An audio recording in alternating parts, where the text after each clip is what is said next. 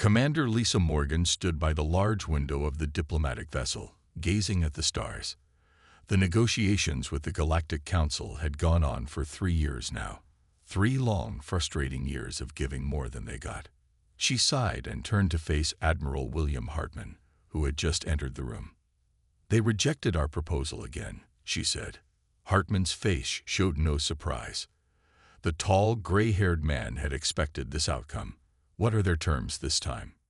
"They want us to leave Proxima Centauri completely, abandon the entire system." Hartman's eyes narrowed. 3 million people live there. It's our first colony outside Sol. "I know." Lisa ran a hand through her short brown hair. "This isn't negotiation anymore. It's surrender." The diplomatic room of the Earth vessel Freedom was simple but elegant. 17 chairs sat around a large round table, one for each species of the Galactic Council. The human chair was slightly lower than the others, a small but clear message about Earth's position in galactic politics. Lisa checked the time. "They'll be here in 10 minutes. "What's our move, Admiral?" Hartman looked at the digital files in front of him. Earth had already given up mining rights in the asteroid belt. They had pulled military ships from 7 different sectors. They had allowed Council observers on 3 colony worlds. And still, the Council wanted more.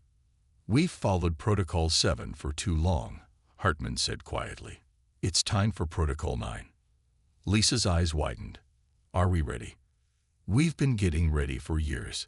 The President gave the authorization last night." When the Council representatives entered the room, Lisa and Hartman were standing calmly at their seats. High Counselor Zex Terra led the group. The tall insect-like alien's compound eyes reflected the room's light in patches of green and blue. "We trust you have considered our position," Zex Terra said, mandibles clicking between words. "We have," Admiral Hartman replied. "And we find it unacceptable." The alien representatives looked at each other. This was not the human response they expected. "Perhaps you misunderstand," said Diplomat Coulter of the Paxian Unity, a squat reptilian being with orange scales. "This is not a request. The Proxima Centauri system sits at a critical junction of Council space. Human presence there cannot continue." Lisa stepped forward. "Let me be clear. We will not abandon Proxima Centauri. We will not withdraw our defense forces. And as of this moment, Earth is withdrawing from all treaty negotiations with the Galactic Council." The room erupted in alien voices, some angry, some confused, all surprised. Zex Terra raised all 4 hands for silence. "This emotional response is unfortunate, but not unexpected from humans, perhaps after a cooling period." "This is not an emotional response," Lisa interrupted. "It is a calculated decision. For 3 years, we have negotiated in good faith. We have made concessions. We have followed your rules. And we have received nothing in return."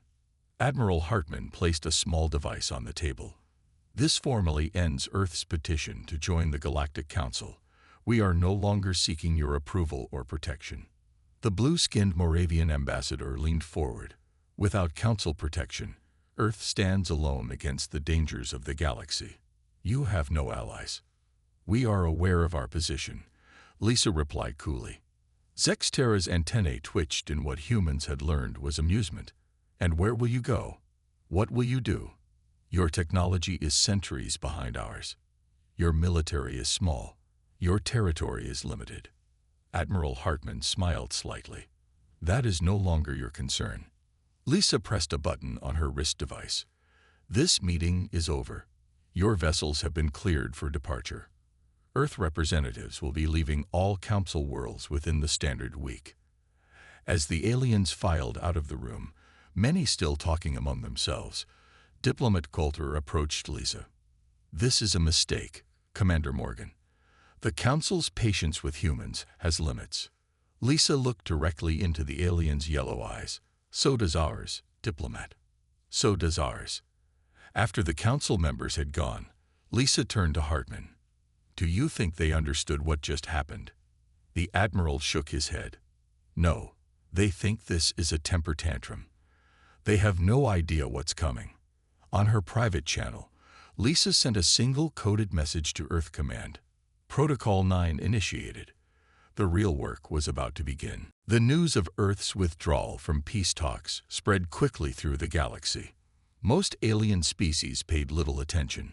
Humans were seen as a young, unimportant race with barely adequate technology and only a few star systems to their name. In the Great Glass Tower of Galactic Intelligence on the Council's capital world, Officer Krelvor reviewed the daily reports. The slender, blue-skinned alien had been assigned to monitor human activities 3 years ago. It was not a prestigious job. Another human transport left Omega Station yesterday, his assistant noted. The third this week. Krelvor's 4 eyes blinked in sequence. Interesting. Where was it headed? Earth, according to their flight plan. But our sensors lost track of it near the Taurus Rift. Krelvor made a note in his file. This was the 12th human ship to disappear from tracking in the past month. Something was changing in human behavior. Run a population analysis on human colonies, he ordered. The results appeared on his screen moments later. Human population numbers were fluctuating across their territories. Frontier worlds were showing decreases while inner colonies were growing. Civilian shipping had increased by 300% since their withdrawal from negotiations. I should report this to the Council, Krelvor said. His supervisor, Director Plax, laughed when he saw the report. Humans are simply retreating to their core worlds. They're scared without our protection. But the shipping numbers suggest they're consolidating resources.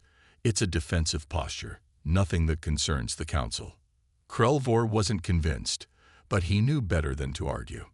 Meanwhile, on Luna Base, John Reeves worked through another long night. His office was small and plain, with only a single window showing Earth hanging in the black sky. As director of Earth's Colonial Affairs Office, he hadn't slept more than 4 hours a night since Protocol 9 began. His screen showed the progress of Operation Exodus. Green dots represented completed evacuations. Yellow dots showed evacuations in progress. Red dots marked colonies still waiting for transport. Director Reeves, his assistant, said over the comm, "The transport from New Washington has arrived at Earth. 12,000 colonists safely delivered." "Good," Reeves said. "What about the research station on Titan?" "All essential personnel and equipment have been moved to the secure facility. Non-essential staff have been reassigned to Earth." Reeves nodded. "And the military transports?" "Disguised as civilian ships as ordered. Council sensors haven't detected anything unusual." Reeves took a sip of cold coffee and studied the next phase of the plan. For years, humanity had prepared for this possibility. They had built hidden facilities, developed secret technologies, and created backup plans for their backup plans. Now those preparations were paying off. A knock at his door made him look up. Admiral Hartman entered, looking tired but determined. "How's Exodus proceeding?" the Admiral asked. "On schedule," Reeves replied. "Frontier worlds will be cleared within 2 months. Research stations within 3. Hartman nodded. "And the special projects?" Reeves pressed a button, changing his screen to a different set of data. Project Blackout is at 70% completion. Project Sentinel at 85%. The Jupiter shipyards are operating at full capacity. And Council intelligence. They've noticed the population shifts and increased shipping, but they're interpreting it exactly as we hoped. They think we're retreating in fear." Admiral Hartman allowed himself a small smile. "Good. The longer they believe that, the more time we have." On his way out, Hartman paused at the door. "The Council thinks they know us, John. They think humans are predictable, emotional, and technologically inferior." "Their mistake," Reeves said. "Their mistake indeed," the Admiral agreed. 6 months from now, they'll realize just how badly they've underestimated us." As darkness fell across the lunar landscape, lights burned in similar offices across human space. On Earth and Mars, on Europa and Ganymede, on distant Proxima and New Eden, humans worked quietly and efficiently. They weren't panicking. They weren't retreating. They were preparing. 6 months after Earth walked away from the negotiation table, the Galactic Council decided to try again. A delegation of 5 high-ranking officials arrived at Earth with great ceremony. Their giant silver ship hovered over the United Nations building in New York, a not-so-subtle reminder of their technological power. Ambassador Greta Summers greeted them in the grand meeting hall. She was a tall woman with short gray hair and a calm face that revealed nothing of her thoughts. "The Council welcomes this opportunity to resume talks with Earth," said High Counselor Zex Terra. "We are prepared to discuss terms from a position of mutual respect." Greta smiled politely. "Earth appreciates your visit, High Counselor. However, I must inform you that our position has changed. We are no longer seeking Council membership or protection." The aliens looked at each other in confusion. "What do you seek, then?" asked a furry delegate from the Urson Collective. "Non-interference," Greta said simply. "Earth requests that the Council respects human space and human affairs." Zex Terra's antennae twitched. "This is an unusual request. The galaxy is dangerous, Ambassador Summers. Small powers require alliances for survival." "We are aware of the risks," Greta replied. "Earth has made its decision." The meeting lasted less than an hour. The Council delegates left with puzzled expressions and empty hands. Across the galaxy, Officer Krelvor was no longer puzzled. He was alarmed. His small office was now filled with data screens showing shipping routes, population numbers, and economic indicators, all pointing to one conclusion. "Humans are disappearing from galactic society," he told his supervisor. Director Plax actually looked concerned this time. "Explain." "Human activity throughout Council space has decreased by 70% in the past 6 months. Their trade routes have been abandoned. Their diplomatic missions are closing. Their universities are turning away alien students." "Why?" Krelvor shook his head. "I don't know. But there's more. I've detected unusual energy signatures at the edge of human space, and several previously occupied human worlds appear to be nearly abandoned." Director Plax stood up straight. "I will take this to the Council immediately." For the first time in decades, the Galactic Security Council, the highest military authority, called an emergency meeting about humans. They sent investigative teams to former human colonies and trade posts. What they found disturbed them greatly. On the colony world of New Dakota, investigators found empty cities. The population of 15 million had somehow been evacuated without anyone noticing. All valuable technology had been removed. All data systems wiped clean. On the research station orbiting HD 40,307 grams, Council inspectors found only automated systems and basic equipment. The advanced laboratories and experimental technology the humans had been working on for decades were gone without a trace. Even more worrying, human ships were now regularly disappearing from Council tracking systems. They would enter certain regions of space and simply vanish from all sensors. Back on Earth, Admiral Hartman met with President Charles Ward in the underground White House bunker. The room was simple but secure, with no windows and only one door. "The Council is finally paying attention," Hartman said. "Their investigators are all over our former territories." President Ward nodded. "What are they finding?" "Exactly what we want them to find. Empty buildings. Basic technology. No hints about where we've gone or what we've taken with us." The president looked at the large digital map showing human space. Most of the outer colonies now showed as red, fully evacuated. The inner colonies were yellow, partially evacuated. Only Earth and Mars remained blue, still fully populated. "And Operation Blackout?" the president asked. "Complete," Hartman said with satisfaction. "Our new stealth systems are working perfectly. Council sensors can't track our ships anymore. We can move freely without detection. And the Jupiter shipyards. The first Defender-class vessels are ready. They've been equipped with our new shield technology." President Ward looked thoughtful. "The Council still thinks we're weak and scared." "Yes, sir," Hartman agreed, "but not for much longer. Sooner or later, someone will test our defenses. And when they do, the president said, they'll finally understand what they're dealing with. Captain Mork of the Miplosian battle cruiser Righteous Enforcement stood tall on his command deck. His green scales shimmered under the bright lights as he looked at the blue-green planet on the main screen. New Montana, he said to his crew. Former human colony, rich in minerals and perfectly positioned for our expansion. His second-in-command nodded. Our scans show minimal defense systems and a population of less than 1,000 humans. The Council has given us permission to establish a protective presence. Mork smiled, showing rows of sharp teeth. Prepare landing forces. These humans will learn that abandoned worlds don't stay empty for long. The Righteous Enforcement entered orbit around New Montana. Their sensors showed small settlements, basic infrastructure, and few signs of advanced technology. Easy pickings. Sir, called the sensor officer, I'm detecting automated defense systems activating on the surface. Mork waved a dismissive hand. Human technology. Nothing our ships can't handle. Disable their systems. The Miplosian ship fired energy beams at the planet's surface.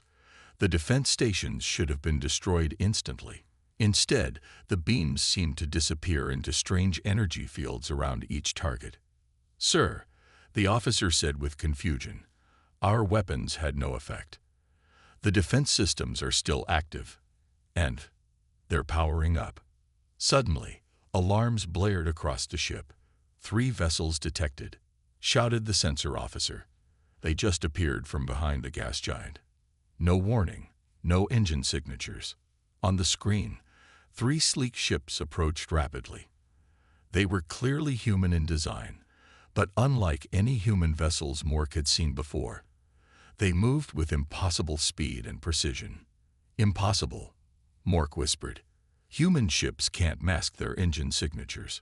A communication channel opened. A human male with short brown hair and a simple blue uniform appeared on screen.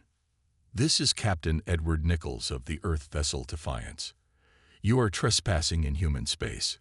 Power down your weapons and leave this system immediately. Mork stood taller. This world is barely inhabited.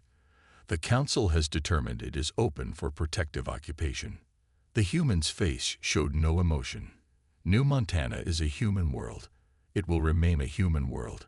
You have 5 minutes to leave the system. Mork laughed. You dare threaten a Miplosian battle cruiser. We outgun your vessels 10 to 1. 4 minutes, 50 seconds, was the only response. Angry now, Mork ordered, target those ships. Full weapons. The Righteous Enforcement fired its main cannons. The energy beams should have torn through the human vessels. Instead, they seemed to bend around them, as if the ships were surrounded by invisible shields. Sir, they're launching something, the sensor officer reported. Small objects detached from the human ships and moved toward the Miplosian cruiser. Before Mork could order evasive action, the objects attached to his ship's hull. All systems immediately went dark. Emergency lights came on, casting red shadows across the bridge. What happened? Mork demanded. Unknown technology, his second-in-command reported. All weapons offline. Engines offline. We're dead in space. On the screen, which was now running on emergency power, Captain Nichols appeared again. Your ship will regain minimal functions in 1 hour. That will give you enough power to leave this system. If you return, the response will be less gentle. Before Mork could respond, the human ships accelerated to incredible speed and seemed to simply vanish from all sensors. Impossible, Mork whispered again. Back on Earth, Admiral Hartman viewed the report of the incident with satisfaction. President Ward stood beside him, watching the footage from the Defiance. First contact scenario complete, Hartman said. Exactly as we planned. And the technology? Asked the President. Performed beyond expectations. The phase shields absorbed all enemy fire. The neural disruptors disabled their ship without causing permanent damage. President Ward nodded slowly. The Council will hear about this quickly. They will, Hartman agreed. and they'll finally begin to understand. What happens next? Admiral Hartman's face grew serious. Now we wait. This was just one minor power testing our defenses. When word spreads about what happened, the larger council powers will get involved. And we'll be ready, said the president. Yes, sir, Hartman replied. We'll be ready. The Galactic Security Council rarely met in full session. Only the most serious galactic threats warranted gathering representatives from all 17 species in one room. Yet here they were, seated around the massive crystal table on the council capital world of Zentrix. High Counselor Zex Terra called the meeting to order. We are here to discuss the human situation. Murmurs filled the room. Many counselors had dismissed humans as unimportant just months ago. Now they listened with full attention. Intelligence Officer Krulvor, newly promoted to Chief of Human Affairs, stood to present his findings. His blue skin had paled from lack of sleep, and all 4 of his eyes showed signs of stress. 8 days ago, the Miplosion cruiser attempted to establish presence on the human colony world New Montana, he began. They encountered defense technology far beyond what we believed humans possessed. He played the recording from the Miplosion ship. The counselors watched in silence as 3 human vessels disabled a battle cruiser without firing a single destructive shot. These ships appeared from nowhere. Krulvor continued. They used technology we've never seen before. Energy shields that bend weapons fire. Devices that shut down enemy systems without causing damage. And most concerning, they disappeared from all sensors afterward. General Drav of the Corellian Empire, a massive bear-like being, growled, "Impossible. Human ships can't hide from our sensors." They couldn't before, Krulvor agreed. But our investigation suggests humans have been developing alternative technologies for decades. They pursued scientific paths different from standard council science. Why didn't we know this? Demanded a counselor. Because they hid it from us, Krulvor said simply. Every technology they showed us was conventional. Every military capability they demonstrated was limited. It was all carefully crafted misdirection. On the hidden moon base orbiting Saturn, Fleet Admiral Patricia Gonzalez walked through the massive underground shipyard. Workers and robots moved efficiently around her, building vessels unlike anything Earth had shown to the galaxy before. The ceiling of the cavern was nearly a kilometer high, allowing for construction of ships that had never seen daylight. Patricia stopped before the newest vessel. The Vanguard was sleek and dark, designed not for show but for war. How soon? She asked the chief engineer beside her. 2 weeks, he replied. We're installing the phase drive now. After that, final weapons systems and crew training. Patricia nodded. And the rest of the fleet? The first 10 ships are complete and running patrols. 15 more are in final stages like this one. Patricia placed her hand on the smooth hull of the ship. We started building these the day after first contact, didn't we? The engineer nodded. Yes, Admiral. When we realized how advanced the council races were, we knew we needed a different approach. We couldn't match their conventional technology, so we had to find another path. Asymmetric advantage, Patricia said softly. Exactly. They built bigger guns. We built better stealth. They focused on direct energy weapons. We developed phase shields. They created massive fleets. We designed ships that could fight outside normal space. Patricia looked up at the enormous vessel. We've lived in the shadow of extinction since first contact. Everything we've built has been for this moment. Back in the council chamber, the mood had shifted from confusion to concern. What do the humans want? Asked a counselor. Krulvor shook his head. We don't know. They've withdrawn from galactic affairs. They've evacuated their frontier worlds. They've hidden their true military capacity. Are they preparing for war? Someone asked. Perhaps, Krulvor admitted. But I believe they were preparing for war from the beginning. Not because they wanted conflict, but because they feared us. Feared us? Why? Because when they met us, they realized they were not the strongest species. They were surrounded by powers that could destroy them. So they played weak while building strength. They appeared cooperative while preparing for independence. Zexterra's antennae drooped, and we pushed them away. We demanded more concessions. We treated them as inferior. Yes, Krelvor said quietly. That was our mistake. 2 weeks after the New Montana incident, the Galactic Council changed its approach. They prepared a new peace offer with terms far more favorable to Earth. No more demands for territory. No more restrictions on human military. Equal trading rights. Even a seat on the Inner Council. Ambassador Nathan Cole received their proposal in his office on Europa, the icy moon of Jupiter. The office was simple and functional, with a large window showing the gas giant filling half the sky. Nathan read the document carefully, his face showing no emotion. When he finished, he looked up at the alien delegation. "Your terms are noted," was his only response. The lead diplomat, a tall, thin alien with purple skin, leaned forward. "Does this mean Earth accepts?" "It means I will forward your proposal to Earth government," Nathan said. Nothing more. The diplomat seemed confused. "These terms are extremely generous, more than any new species has ever been offered.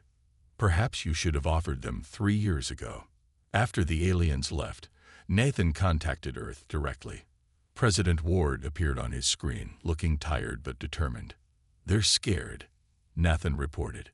"This proposal gives us everything we originally asked for and more." The president nodded. "Too late. We've already committed to our new path." "I told them as much," Nathan said. "What's our official response?" "Tell them we're considering their offer. We need to buy more time."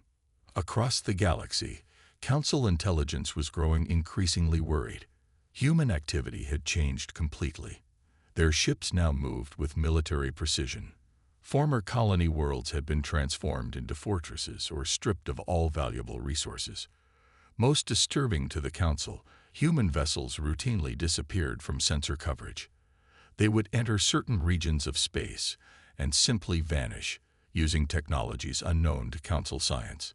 In his office on Zentrix, Krelvor compiled a new report for the Council. His findings were troubling. Human technological development wasn't just different from Council races, it was potentially superior in key areas. They focused on different problems, he explained to Director Plax. While we perfected energy weapons, they developed better defenses.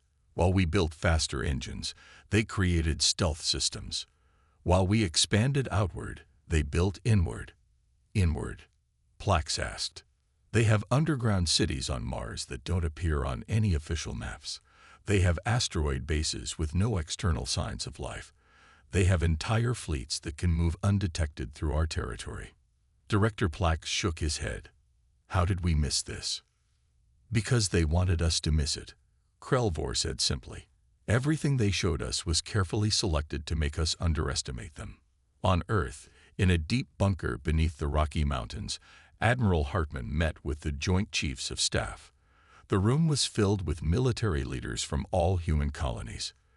"The Vanguard fleet is ready," Hartman reported. 25 ships with full phase drive capability.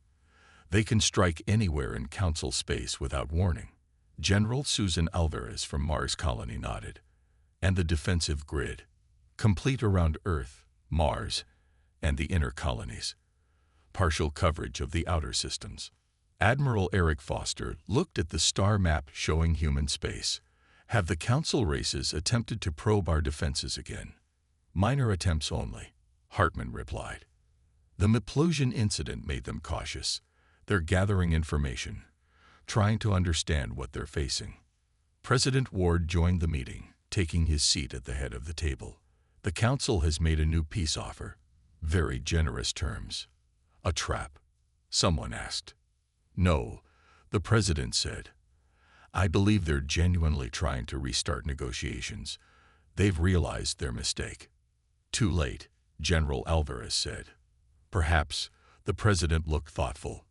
But we need to decide our next move. Do we return to the negotiating table? Do we continue our current path? Or do we demonstrate our true capabilities? Admiral Hartman spoke quietly.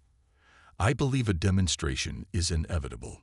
Sooner or later, someone will challenge us directly.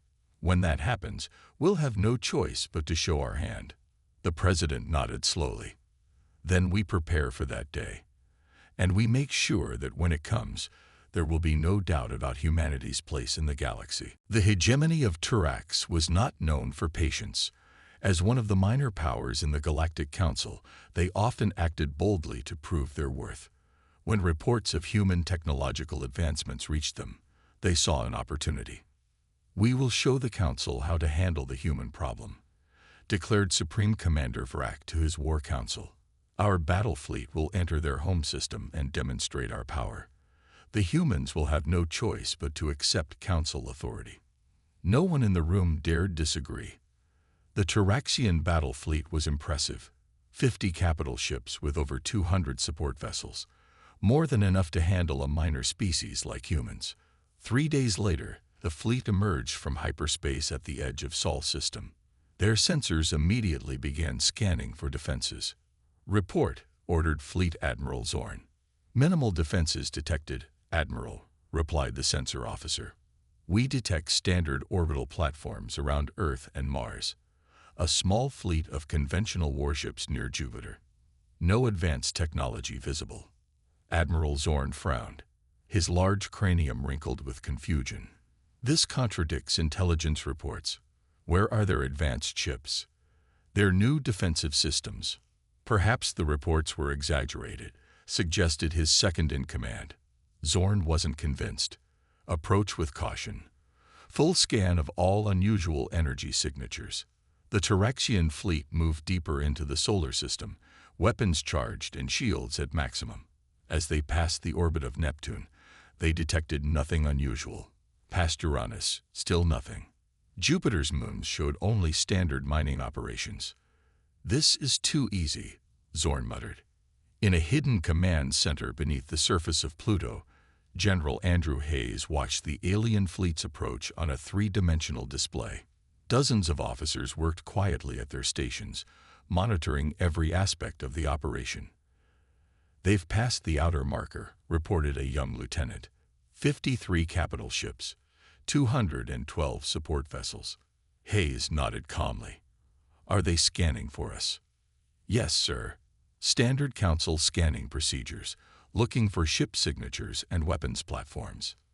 "But not looking for what we actually built," Hayes said with a slight smile. "Status of Operation Thunderbolt." "All systems ready, sir. Platforms are powered but in stealth mode. Phase shields are active around Earth and Mars. The Vanguard fleet is in position behind Io." Hayes took a deep breath. "Very well. Let them come a little closer." The Turaxian fleet continued its approach, growing more confident by the minute. As they reached the asteroid belt, Admiral Zorn finally relaxed. "It seems the humans truly are retreating," he told his officers.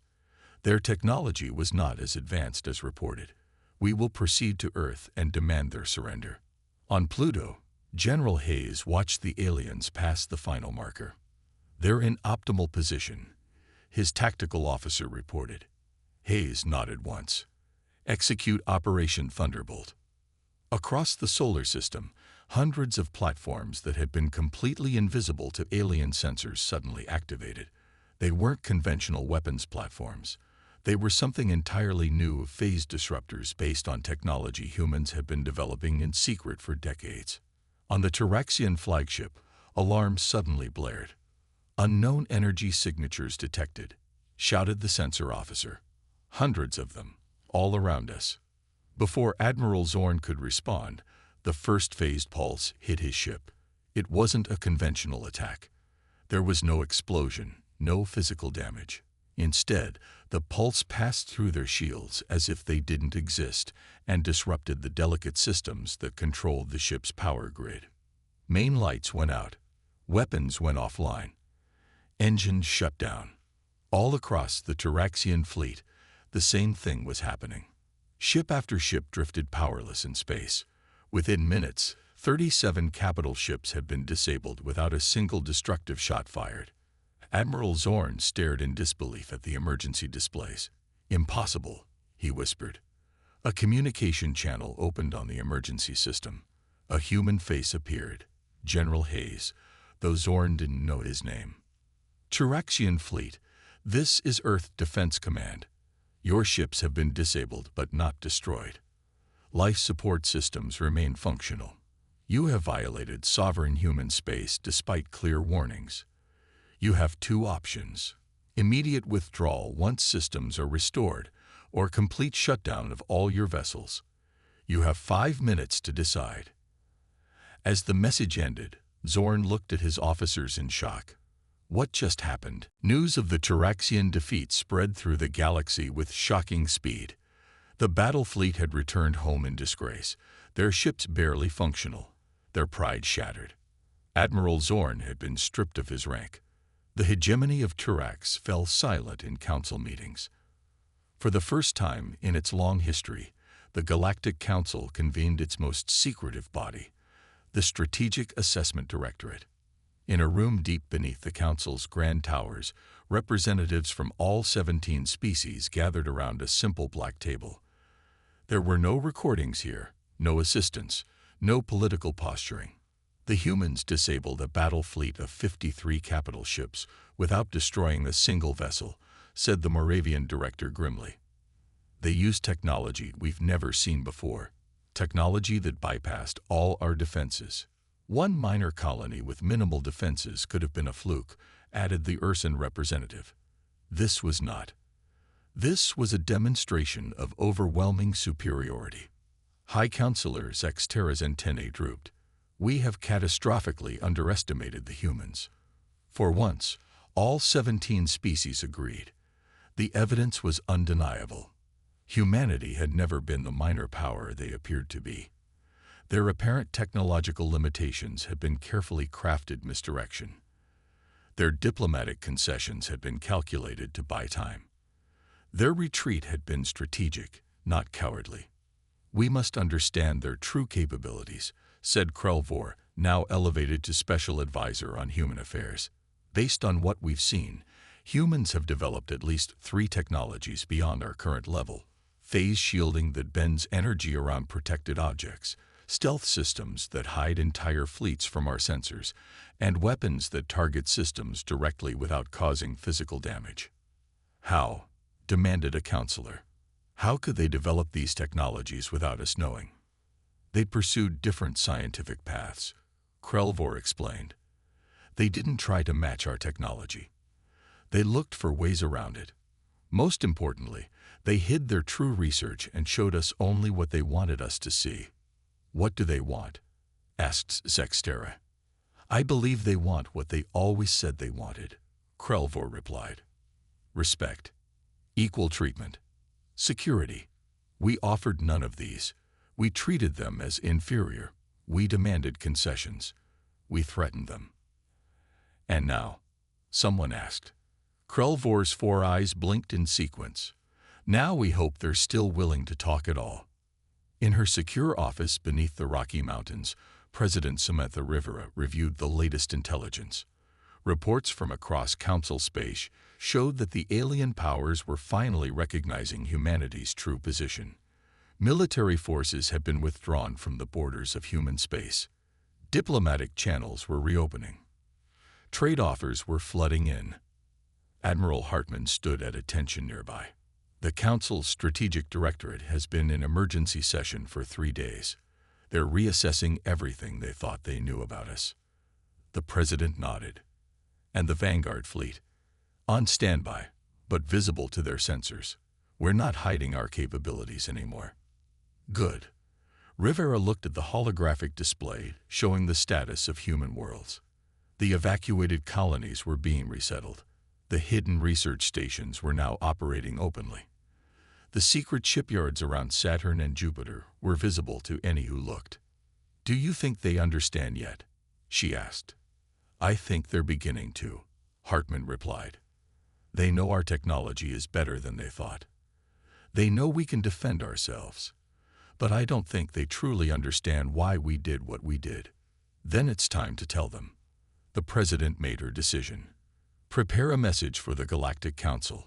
We're ready to negotiate again. But this time, as equals. Admiral Hartman nodded. And if they refuse? They won't, Rivera said confidently. They can't afford to. They've seen what we can do. They know this is just the beginning of what we've developed. Across Council space, communication systems simultaneously received the same transmission, a simple invitation to new negotiations. But unlike before, this message came not from supplicants seeking protection, but from equals demanding respect. The humans had retreated from peace negotiations because they were never truly peace negotiations at all. They were surrender talks disguised as diplomacy. But now, as the Galactic Council realized its mistake, a real peace became possible. A peace between equals.